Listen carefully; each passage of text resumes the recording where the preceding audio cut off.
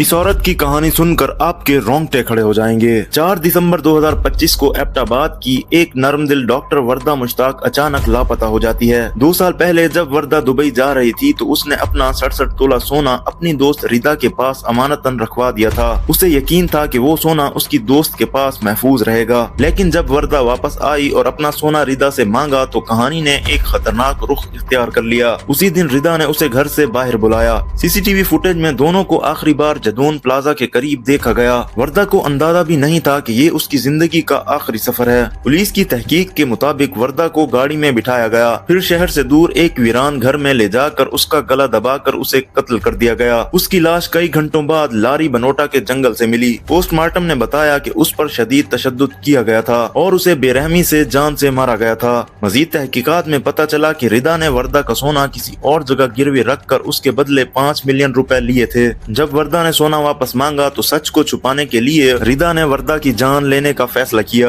और इसमें उसने अपने एक मुलाजिम नदीम, परवेज और एक और शख्स को साथ मिलाया। पुलिस ने रिदा, उसके मुलाजिम नदीम और परवेज को गिरफ्तार कर लिया, जबकि असल मंसूबा बनाने वाला शमरेज अब तक गिरफ्तार नहीं हुआ। पुलिस ने उसे पकड़ने के लिए कई जगह रेड मारनी शुरू कर दी है। पूरे शहर में गम और गुस्सा फैल चुका है।